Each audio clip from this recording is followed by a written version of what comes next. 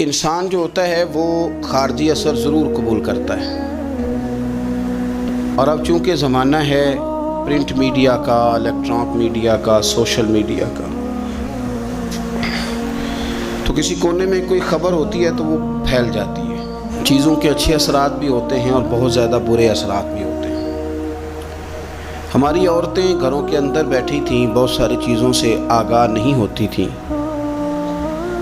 اب وہ گھر کے اندر موجود ہیں تو بہت ساری چیزیں گھر کے اندر میڈیا کے ذریعے ان تک بھی پہنچ جاتی ہیں۔ خیر کی چیزیں پہنچنا بڑا اچھا ہے، بڑا مبارک ہے، اس سے بہتری پیدا ہوتی ہے، لیکن جب شر پھیلتا ہے نا، شرارت کی جاتی ہے، تو عورت چونکہ اپنی عقل کے لحاظ سے اتنی مضبوط نہیں ہوتی جتنا کہ مرد ہوتا ہے، اور ذہن کے لحاظ سے اتنی پختہ نہیں ہوتی جتنا کہ ایک مرد ہوتا ہے، تو وہ بیچاری اس کا جب اثر قبول کرتی ہے تو وسوسوں کا شکار ہوتی ہے۔ اور پھر جس طرح آج کل جدید خواتین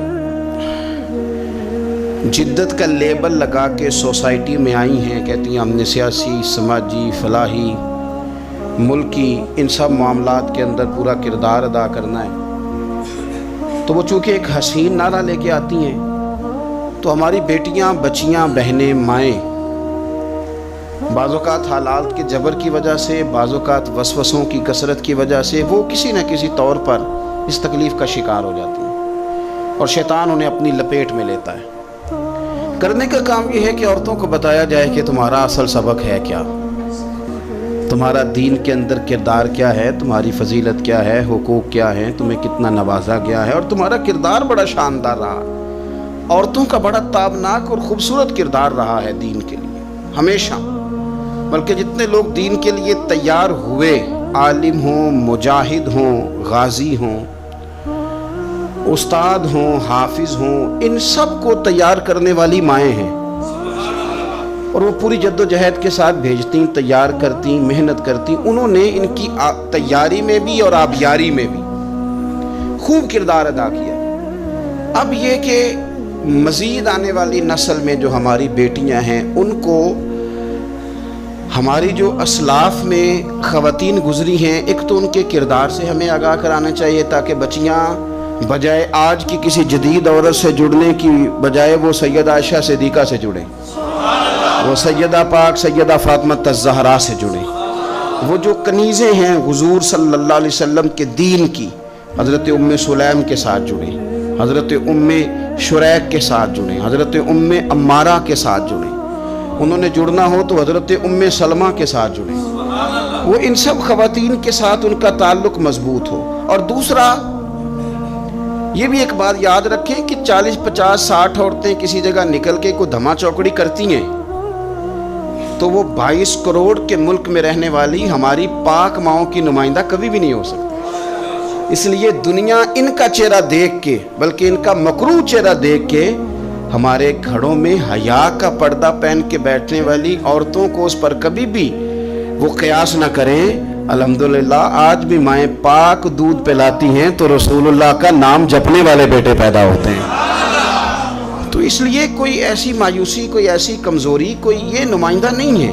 یہ تو چونکہ دنیا میں ہمارے ہاں ہوتا یہ ہے کہ کوئی بندہ کوئی فضول بات کرتا ہے تو میڈیا اس کو کوریج زیادہ دیتا ہے، تو لوگ سمجھتے ہیں پتہ نہیں کیا ہو گیا۔ ایسی کوئی بات نہیں ہے، یہ تو چند لوگ ہیں، وظیفہ خار ہیں، خریدے ہوئے لوگ ہیں، اور ان کو جان بوجھ کے لا کے یہاں مسلط کیا جاتا ہے، معاذ اللہ پاکستان کی شکل دکھانے میں کچھ اپنے اس میں ملوث ہوتے ہیں، تاکہ ایک بگڑی ہوئی صورت لوگوں کے سامنے پیش کی جائے۔ یہ وطن ہے داتا علی اجویری کا اور بابا فرید الدین مسعود گنج شکر کا، یہ اللہ والوں کا وطن ہے، یہ حضرت محدث اعظم پاکستان کا وطن ہے۔ اس کے اندر اس طرح کے لوگ کس طرح پنپ سکتے ہیں؟ کوئی ان کا وجود نہیں۔ تو قرآن حکیم نے ہمیں کہہ دیا کہ جو بھی نیک عمل کرے وہ مرد ہو یا عورت ہو، تخصیص کوئی نہیں، ہو مومن، مرد ہو چاہے عورت ہو، فَلَنُحْيِيَنَّهُ حَيَاةً طَيِّبَةً، ہم اسے پاکیزہ زندگی عطا فرمائیں گے۔ اللہ کے پیارے رسول صلی اللہ تعالیٰ علیہ وسلم نے ارشاد فرمایا، حضور علیہ السلام ارشاد فرماتے ہیں کہ مختصر سی بات ہے، مسند امام احمد بن حنبل میں، انسان کے لیے جنت میں چلے جانا نا بہت بڑی کامیابی ہے۔ کیوں؟ اس لیے کہ اللہ کا دیدار بھی جنت میں اور مدینے والے محبوب کا قرب بھی جنت میں نصیب ہوگا۔ رسول کائنات علیہ السلام کے قرب میں بھی جگہ وہیں جنت میں ملے گی، وہیں سب اللہ والوں کی زیارت ہے، وہیں سب کے لیے انعامات ہے، وہیں سب کا بسیرا ہے۔ قرآن مجید نے کہا اصحاب الجنتی ہم الفائزون، اصحاب الجنتی ہم الفائزون، یہ جو جنتی ہیں یہ کامیاب لوگ ہیں۔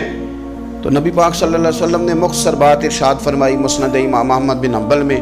حضور فرمانے لگے عورت 5 نمازیں پڑھے، اپنے روزوں کی حفاظت کرے، یعنی رمضان کے روزے رکھے، فرمایا اپنے خامند کی اطاعت کرے، نماز روزے کی پابندی کرے، خامند کی اطاعت کرے اور اپنی شرمگاہ کی حفاظت کرے، تو حضور فرماتے ہیں پھر قیامت والے دن نہ اس کے لیے جنت کھول دی جائے گی، وہ جس دروازے سے چاہے جنت میں داخل ہو جائے۔ پھر کھول دیا اللہ تعالیٰ نے اس کے لیے۔ 2 ہی باتیں، ایک یہ کہ نماز روزے کا خیال کرے، خامد کی اطاعت کرے، شرمگاہ کی حفاظت کرے، تو جنت کے جس دروازے سے وہ چاہے گی نا اس کو داخلہ دے دیا جائے گا۔ تو عورتوں نے بڑے مضبوط ایمان کا مظاہرہ کیا ہے، مضبوط ایمان کا۔ پہلی مثال دیتا ہوں جناب ہاجرہ کی۔ حضرت ہاجرہ رضی اللہ تعالی عنہا حضرت اسماعیل علیہ السلام کی والدہ ہیں، جناب ابراہیم خلیل اللہ علیہ السلام کی اہلیہ ہیں۔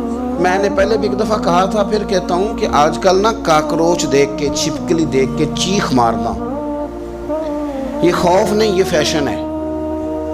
اسے پتہ چلتا ہے کہ یہ برگر فیملی ہے، اسے پتہ چلتا ہے یہ امیر لوگ ہیں۔ یعنی کاکروچ کھا جاتا ہے کہ چھپکلی کھا جاتی ہے، لیکن یہ نا جی وہ جی ہمارا بچہ چیخ مارتا ہے اس کو دیکھ کے، کیا مطلب ہے بڑا پڑھا لکھا جی، بڑی سوبر فیملی۔ یہ پڑھے لکھے نہیں، یہ بزدل ہونے کی علامت۔ کمزور پڑھنا، ڈرنا، خوف کھانا، اللہ تبارک و تعالیٰ پر ایمان رکھتے ہوئے توکل میں کمزوری کرنا، معاذ اللہ۔ مسلمان کا تو یہ نظریہ نہیں نہ ہوتا، اور مسلمان عورتوں کا ہر وقت رونا کہ نصیب پتہ نہیں کیسے ہوں گے، پتہ نہیں کیا بنے گا، میرا تو کچھ بان ہی نہیں رہا۔ جب بات کرنا رو کے کرنا، جب سنانا دکھ ہی سنانا۔ یہی حال ماں کا ہے، یہی بہن کا ہے، یہی بیٹی کا ہے، الا ماشاءاللہ کچھ اچھی بھی ہیں۔ تو اس قدر زیادہ کمزور نظریات مسلمان عورتوں کے نہیں ہوتے، اور پھر ساری زندگی اگر یاد کرنا ہے تو دکھ یاد کرنا ہے، سکھ نہیں یاد کرنا۔ زندگی کے اندر جہاں کسی جگہ آزمائش آئی اس کا ذکر روز کرنا ہے، اور جو آسانی آئی ان کو بھول جانا ہے۔ حضرت ہاجرہ کو جناب ابراہیم خلیل اللہ علیہ السلام چھوٹا سا بیٹا دے کے وادی غیر ذی زرعین میں چھوڑ آئے، اتنی سی کھجوریں، ایک مشکیزہ پانی کا۔ اس خاتون کو وہاں کھڑا کیا، دور دور تک آبادی کوئی نہیں، جنگل کا سما ہے، پرندے تک آ کے نہیں چہکتے، کوئی چیز نہیں دنیا کی، لیکن ایمان اس کو کہتے ہیں، طاقت اس کو کہتے ہیں، کلمہ پڑھنے کے بعد کھڑا رہنا اور اپنے توکل کو مضبوط رکھنا اس کو کہتے ہیں۔ حضرت ابراہیم واپس لوٹ رہے تھے تو جناب ہاجرہ نے ایک سوال پوچھا، بس ایک۔ جناب ہاجرہ عرض کرتی ہیں اللہ کے خلیل، یہ اپنی مرضی سے چھوڑ کے جا رہے ہو کہ رب کا حکم ہے؟ میرے مالک کی میرے بارے میں یہی فیصلہ ہے، یہی رضا ہے، یا آپ اپنی مرضی سے چھوڑ کے جا رہے ہیں؟ تو جناب خلیل علیہ السلام فرمانے لگے ہاجرہ نہیں، یہ رب کا فیصلہ ہے، یہ اللہ کی رضا ہے۔ تو آپ کو بخاری میں یہ لفظ ملیں گے، جناب ہاجرہ کہنے لگی پھر آپ فکر نہ کریں، اگر رب کا یہ حکم ہے تو پھر میرا رب ہمیں کبھی بھی ضائع نہیں کرے گا۔ یہ مضبوطی ایمان کی، یہ مضبوطی، رب پھر ہمیں کبھی ضائع۔ او میرے ملت کی بیٹیوں اور بہنوں، ساری امیدیں خامن سے کیوں لگاتی ہو؟ ساری امیدیں بیٹے اور بھائی سے کیوں لگاتی ہو؟ ساری امیدیں دنیا سے کیوں لگاتی ہو؟ اس طرح کرو، اپنی ساری امیدیں اپنے رب کے ساتھ وابستہ کرو، رب کی رضا پہ، رب کے فیصلوں پہ راضی رہنا سیکھو۔ اگر تم یہاں ٹھہر گئی نا تو تمہارے پھر آنسو بہیں گے ضرور پر اللہ کی بارگاہ میں، پھر تمہاری دعائیں کے لیے ہاتھ اٹھیں گے ضرور پر اس کا کرم طلب کریں، پھر کمزور باتیں نہیں کرو گی۔ اس طرح ایمان عورتوں کا مضبوط تھا، اسی طرح ہماری جو اسلاف میں خواتین گزری ہیں، صحابیات، ان کا نا تبلیغ کا جذبہ بھی بڑا مضبوط تھا، بڑا مضبوط تبلیغ کا جذبہ۔ حضرت ام شریک رضی اللہ تعالی عنہا قبیلہ بنو عامر سے تعلق رکھتی تھی، پر مکے میں آئی ہوئی تھی، گھر گھر جا کے رسول اللہ کا دین بتاتی۔ ان دنوں میں نہیں جن دنوں میں پھول پھینکے جاتے ہیں تبلیغ کرنے والوں پر، جن دنوں میں نعرے لگتے ہیں ان دنوں میں نہیں، ان دنوں میں جب چھپ چھپ کے لوگ دین کی بات کرتے تھے۔ حضرت زید بن ارقم رضی اللہ تعالیٰ عنہ کے گھر میں لوگ بیٹھ کے دین سیکھتے تھے. یہ خاتون مجھے آج کہہ لینے دیں یار, مجھے کہہ لینے دیں, ووٹوں کی ضرورت ہو تو عورتیں گھر گھر چلی جاتی ہیں, ایک سیٹ کی ضرورت ہو تو بیویوں کو گھر گھر بھیج لیا جاتا ہے. یہ دیکھو یہ ایمان ہے رسول اللہ صلی اللہ علیہ وسلم پر, صحابیات کا یہ کمال ہے کہ گھر گھر وہ بھی گئی ہیں, پر ووٹ کے لیے نہیں, رسول اللہ کے دین کے لیے, رسول اللہ کے دین کے لیے. گھر گھر حضرت ام شریک جاتی, جا کے نا, اور وہ طریقہ تھا نا, عورتوں کو قائل کرتی. بڑے کٹھن حالات تھے اسلام پر, اعلانیہ کوئی بات نہیں کر سکتا تھا. حضرت ام شریک کہتی ہیں میں عورتوں کو بلاتی, کہتی میری بات سنو. جب وہ قریب آتی تو میں نے نبی پاک کا دین بتاتی, سائیڈ پہ کر کے کونے میں نہ تھوڑا تھوڑا, یار آپ ذرا اس کا لطف تو لیں, اس کا ذائقہ تو دیکھیں. حضرت ام شریک کہتی ہے میں گھر گھر جاتی بتاتی, تو کافروں کو پتہ چل گیا کہ یہ تبلیغ کرتی ہے. انہوں نے مجھے بلایا, کہنے لگے تیرے برادری اور قبیلے کا مسئلہ نہ ہوتا تو ہم تجھے قتل کر دیتے, اب ہم تجھے واپس بھیجتے ہیں. چند مردوں کو میرے ساتھ کیا, مجھے گھوڑے اور اونٹ کی ننگی پشت پر باندھ لیا. ننگی پشت پر لمبا سفر کرنا مشکل ہوتا ہے, پسینہ آئے, بڑی تکلیف ہوتی ہے گھوڑے پر بیٹھ. اب وہ کوئی کجاوا نہیں, کوئی چیز نہیں, اسی طرح باندھ کے لے گئے. اور فرماتی ہیں کہ 3 دن اور 3 راتوں کا وہ سفر تھا. رستے میں وہ خود چھاؤں میں بیٹھتے اور مجھے باندھ کے دھوپ میں ڈال دیتے. 3 دن میں نے زمین پر چلنے والی کسی چیز کی آواز نہیں سنی, لیکن وہ جب نبی پاک کے دین کی بات پوچھتے تو میرا کلیجہ خوشی کے ساتھ ٹھنڈا ہو جاتا, آنکھیں کھل جاتی, اور میں کہتی کیا بات ہے میرے نبی پاک کے دین کی. اس کیفیت میں بھی وہ تبلیغ کی لذت اپنی جگہ موجود. حضرت ام شریک رضی اللہ تعالیٰ عنہ فرماتی ہیں کہ جگہ انہوں نے مجھے لٹا دیا باندھ کر, پیاس بڑی شدید تھی, پانی پینے کو دیتے نہیں تھے, روٹی کھانے کو, ایک عورت کی بات کر رہا ہوں, یہ خاتون کی بات کر رہا ہوں. آج کل تو ہمارے بچے شام کو سالن ٹھیک نہ پکا ہو تو موبائل توڑ دیتے ہیں. یہ قوم نہیں میدانوں میں جا سکتی, جہاد نہیں کر سکتی. خاتون کہتی ہے کہ شدید پیاس تھی اور مجھے باندھ کے لٹایا ہوا تھا. مجھے جب تکلیف بڑھ گئی تو اچانک میں نے دیکھا پانی کا ایک ڈول برآمد ہوا ہے. میں نے اسے تھوڑا سا پی لیا, پر طلب ابھی باقی تھی. وہ پھر آ گیا برتن, میں نے پھر پیا. طلب ابھی باقی تھی, پھر برتن آ گیا. امام ابو نعیم نے اس کو لکھا ہے حلیۃ الاولیاء میں, فرماتے ہیں تیسری دفعہ وہ پھر بھرا ہوا ڈول پورے کا پورا آ گیا. اب میں نے پیا بھی, اپنے کپڑوں پہ بھی چھڑکا. جب وہ سارے بیدار ہوئے تو مجھے آگے کہنے لگے کہ تو نے ہمارا پانی استعمال کیا ہے. فرماتی ہے پھر انہوں نے اپنے برتن دیکھے, مشکیزیں دیکھے تو بھرے ہوئے تھے. میرے قریب آ کے کہنے لگے یہ پانی کہاں سے آیا؟ تو میں نے کہا تم ابھی میرا عقیدہ نہیں سمجھے, یہ میرے رب نے مجھے دیا ہے, میرے رب نے مجھے دیا. فرماتی ہے مجھے باندھ کے لے جا رہے تھے, پر جب میری بات سنی نا تو بول کے کہنے لگے ہمیں سمجھ آ گئی ہے تیرا دین ہمارے دین سے بہتر ہے, تیرا عقیدہ ہمارے عقیدے سے بہتر ہے. اور ایک روایت میں یوں بھی ہے کہ وہ باندھ کے لے جا رہے تھے, پر یہ کمال دیکھا تو کلمہ پڑھ کے مدینے والے کے غلام بن گئے. صحابیات نے نا بڑا جم کے دین کا کام کیا, عقیدہ, پھر تبلیغ, پھر میدان جہاد. عورتیں جہاد میں جایا کرتی تھی, وہ زخمیوں کو پانی پلاتی تھی, مرہم پٹی کرتی تھی. پہلے اپنے جسم کے ساتھ بڑی بڑی پٹیاں لپیٹ کے لے جاتی, جہاں کسی زخمی کو ضرورت ہوتی وہ پٹیاں کرتی, اور اعصابی طور پر مضبوط رہ کے. میدان کے اندر جہاد وہ بندہ کرتا ہے جو یقین کامل کی دولت جسے نصیب ہو, جسے پتا ہو کہ یہ میں مروں گا تو میرا مرنا رائے گا نہیں, اللہ مجھے شہادت کا درجہ عطا فرمائے گا. لیکن اگر یہیں سے بندہ اپنے آپ کو مطمئن نہ کر سکے تو میدان میں جائے گا. یقین کامل ہو, اگر ہو یقین کامل پیدا تو پھر کٹ جاتی ہیں زنجیریں, پھر انسان آگے مضبوطی سے آگے بڑھتا ہے. نبی پاک صلی اللہ علیہ وسلم جب جہاد کے لیے تشریف لے جاتے نا تو عورتوں پر کسی نہ کسی شخص کو نمائندہ بنا کے چھوڑ کے جاتے تھے. ایک دفعہ مولا علی شیر خدا کو بھی چھوڑ کے گئے, حضرت عبداللہ ابن مختوم رضی اللہ تعالیٰ عنہ کو بھی ایک دفعہ چھوڑ کے گئے. ایک موقع پر نا حضور نے عورتوں کو ایک جگہ پہ چھوڑا پیچھے, تو وہ قلعہ تھا حضرت حسان بن ثابت رضی اللہ تعالیٰ عنہ, بڑا مضبوط قلعہ تھا. اس قلعے کے اندر خواتین ساری محفوظ کر کے ان کو وہاں بٹھا دیا گیا. حضور جہاد کے لیے چلے گئے. اب وہاں قلعے میں عورتوں کو اس لیے رکھا گیا تھا کہ یہاں یہودی بھی ہیں, تو ایسا نہ ہو کہ ہم باہر لڑیں تو وہ اندر سے کوئی شرارت کر دیں, لہٰذا عورتیں محفوظ رہیں. حضرت حسان بن ثابت رضی اللہ تعالیٰ عنہ کی ڈیوٹی تھی تلوار لے کے حفاظت کرنے کی، تو ایک یہودی آ گیا، وہ اب ٹو کرنے لگا، تجسس کرنے لگا کہ یہاں عورتیں ہیں تو کوئی مرد بھی ہے کہ نہیں، دائیں بائیں دیکھنے لگا۔ حضرت صفیہ رضی اللہ تعالیٰ عنہ نے توجہ کی، اور جناب حسان بن ثابت سے کہنے لے 1 منٹ لگا اس کی گردن مار دے، ایسا نہ ہو کہ یہ جا کے بتا دے، گردن اڑا دے۔ حضرت حسان بن ثابت ذرا تھوڑی کوشش کرنے لگے، ارادہ کرنے لگے، آگے بڑھنے لگے، تو ابھی وہ تیاری میں ہی تھے تو حضرت صفیہ رضی اللہ تعالیٰ عنہ خود نکلی پیچھے سے ہو کے، ذرا سا ایک ستون کے پیچھے چھپی، ہاتھ میں بڑا سا ڈنڈا پکڑا، وہ آپ کے قریب سے گزرنے لگا۔ تو یہ خاتون کی بات کر رہا ہوں، خاتون کی، کسی مرد کی ضرورت ہے عورت کو تنگ کر جائے؟ شرط یہ ہے کہ عورت کے اندر بھی تو غیرت ایمانی ہونا، اس کے اندر بھی تو وہ قوت ہونا، ایسا نہ ہو کہ وہ کمزور پڑ جائے۔ ہاتھ کے اندر ڈنڈا تھا، جب وہ یہودی پاس سے گزرنے لگا تو اللہ اکبر کہہ کہ بی بی نے اتنے زور سے مارا ڈنڈا، حضور کی پھپھو نے ایک ہی ڈنڈا کھایا اور وہ زمین پہ ڈھیر ہو گیا۔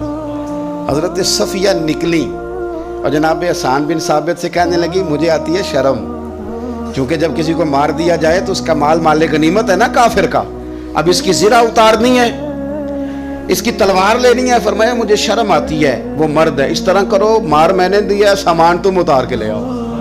یہ قوت تھی مسلمان عورتوں کے اندر، یہ شوق تھا، یہ جذبہ تھا۔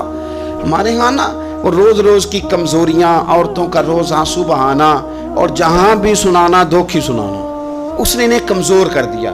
آپ کے ذہن پہ چیزیں سوار ہو جاتی ہیں نا، تو یہ جو مرد زیادہ رہتے ہیں نا عورتوں کے ساتھ، زیادہ وقت گزارتے ہیں، زیادہ داستانیں سنتے ہیں، ان میں وہ ساری چیزیں پیدا ہو جاتی ہیں۔ آپ نے ناراض نہیں ہونا، میں دعوے سے کہتا ہوں کہ جو جوان اپنی اماں کے اور ابا کے شکوے کرنے لگ جاتا ہے نا، اس نے 1.5 گھنٹہ باتیں سنی ہیں بی بی کی، ایسے مفت میں نہیں شکوے کرنا، اس نے ہلکا ہلکا کہیں جی جی بھی کیا ہے، تو تب یہ ساری کہانیوں نے جنم لیا۔ آپ جس کی صحبت میں بیٹھیں گے اس کا کچھ نہ کچھ اثر ہے، بلکہ عارف رومی تو کہتے ہیں کہ شیر کے بچے کو بکریوں میں چھوڑ دو، بکری بن جائے گا۔ شیر کے بچے کو بکریوں میں چھوڑو، وہ بکری ہے، اس لیے کہ شیروں کی صحبت بندے کو شیر بناتی ہے۔ تو جب بیٹھنا ہی نہیں ہے، باتیں ہی سارا دن یہ والی سننی ہے، ہر وقت رہنا ہی اسی داستان میں، پھر کمزور باتیں، پھر اپنے ماضی کے دکھ، پھر پتہ نہیں کیا۔ آپ نے ناراض نہیں ہونا، میں بعض جوانوں کی باتیں سن کے میرا دل کرتا ہے کہ اسے کہوں یار تو کیا بات کر رہا ہے، اپنا قد دیکھ، تو اپنی عمر دیکھ، رب نے تجھے مرد بنایا ہے، تو کمال آدمی ہے، تو کھڑا ہو۔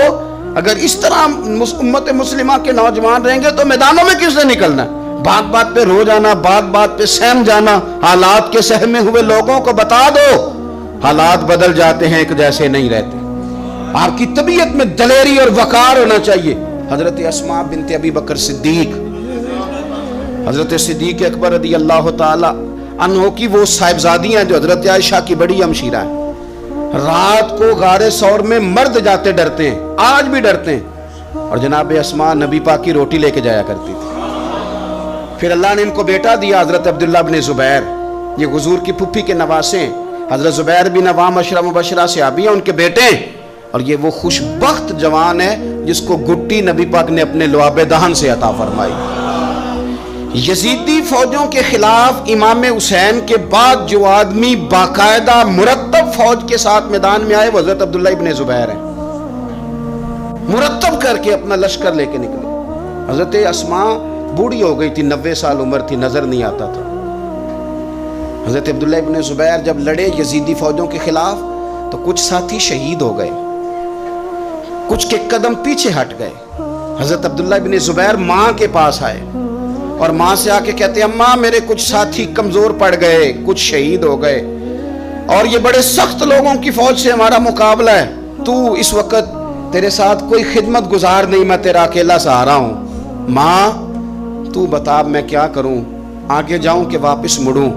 نابینا ہیں حضرت اسماء، عمر ہے 90 سال، بیٹے کی پشت پہ ہاتھ رکھ کے کہتی ہیں پتر پہلے یہ بتا کہ تو حق پہ ہے کہ نہیں، تو حق پہ ہے کہ نہیں؟ ان ماں کی گود میں اسلام پلا کرتا تھا، حق پہ ہے کہ نہیں؟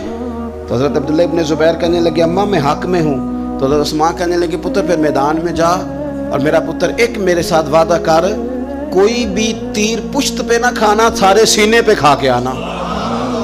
حضرت عبداللہ ابن زبیر عرض کرنے لگے اماں یہ بڑے ظالم قسم کے دشمن ہیں، یہ آنکھیں نکال دیتے ہیں، ہونٹ کاٹ دیتے ہیں، جسم کے ٹکڑے ٹکڑے کرتے ہیں، تو سہ لے گی؟ کیا جواب ہے، کیا طاقت ہے، کیا ہمت ہے۔ حضرت اسماء فرمانے لگی پتر بکرے کو نہ صرف ذبح ہوتے وقت تکلیف ہوتی ہے، کھال اترتے وقت کوئی تکلیف نہیں ہوتی۔ جا میرا بیٹا میدان میں۔ حضرت عبداللہ ابن زبیر شہید کر دیے گئے، ان کی لاش مبارک مکہ مکرمہ کے چوک میں جنت المعلیٰ کے پاس لٹکا دی گئی۔ حجاج بن یوسف نے حضرت اسماء کو بلایا اور بلا کے کہنے لگا تجھے پتہ ہے تیرا بیٹا لٹکا ہوا ہے؟ فرمانے لگی ہاں مجھے پتہ ہے، یہ بچپن سے ہی شاہ سوار ہے، یہ گھوڑوں پہ رہنا ہی پسند کرتا تھا۔ اور پھر کیا جملہ کہا، حجاج کے لوگ کہتے ہیں یہ فوجوں میں اور تلواروں کی جھنکار میں کبھی نہیں کانپا تھا، پر حضرت اسماء جو نابینا ہیں ان کے جملوں نے نرزہ طاری کر دیا۔ فرمانے لگی حجاج میرا پتر لٹک گیا ہے، کہیں تیرے آگے جھکا تو نہیں نا؟ لٹک ہی گیا ہے، جھکا تو نہیں میرا پتر؟ 14 دن تک لٹکے رہے، لاش مبارک لٹکی رہی، لیکن حضور کا لعاب دہن تھا نا، لوگ کہتے ہیں قریب سے گزرتے تھے تو دور دور تک خوشبوئیں پھیلی ہوئی، دور دور تک۔ مائیں ایک صحابیہ ہے، نام ہے ام عمارہ، جنگ احد میں زخمیوں کو پانی پلاتی، اپنے 2 بیٹے اپنا شوہر لے کے احد میں آئیں، زخمیوں کو پانی پلاتی ہیں، مرہم پٹی کرتی ہیں۔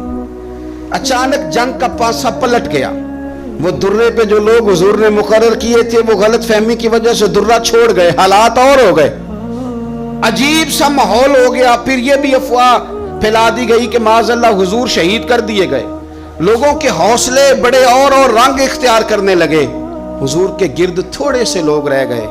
او میرے بھائیوں، او ملت کی بیٹیوں بہنوں، یہ ہے تمہارا انداز دین کی خدمت میں، یہ خواتین کا انداز ہوتا ہے۔ حضرت ام عمارہ پہلے زخمیوں کی مرہم پٹی کرتی تھی، اب سارا کچھ پھینک دیا، تلوار لی اور جا کے نا حضور کے گرد کھڑی ہو گئی، کہنے لگی آئے نا کون آتا ہے میرے کریم کے پاس، آ کے دکھائے نا کوئی، اسا کیتی ہے جان حوالے رب دے، ایسا عشق کمایا ہے اسی مرن تو اگے ہی مر گیا باپ، اسا تا مطلب نو پایا ہے، آ کے کھڑی ہو گئی۔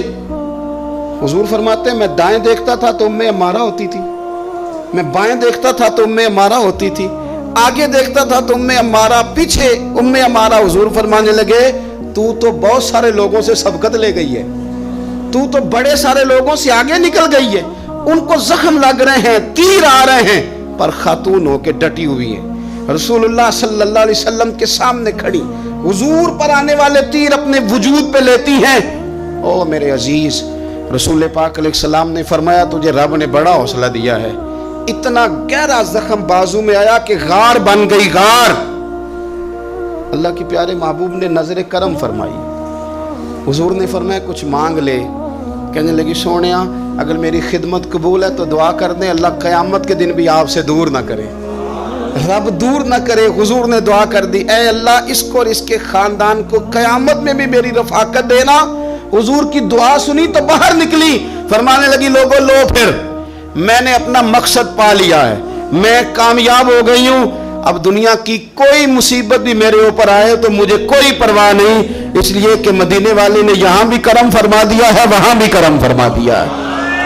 یہ طاقتیں تھیں ان خواتین کے۔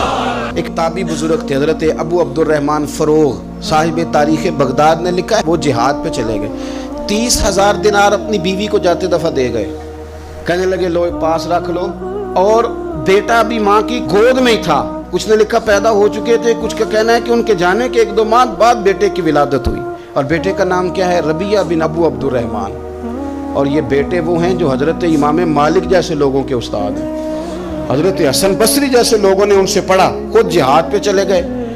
آج تو فوجیوں کی نوکری ہے نا جی، ان کا یہ نظام ہے کہ وہ جاتے ہیں، انہیں تنخواہ ملتی ہے، چھٹی پہ آتے ہیں۔ اس زمانے میں یہ تھا کہ مال غنیمت سے حصہ ملتا تھا، اور فتوحات کا یہ طریقہ تھا کہ یہ علاقہ فتح ہوا تو آگے چلے گئے، وہ فتح ہوا تو آگے چلے گئے، وہ فتح ہوا تو آگے چلے گئے، کسی نے لوٹنا ہے تو پابندی نہیں تھی، لوٹ سکتا ہے۔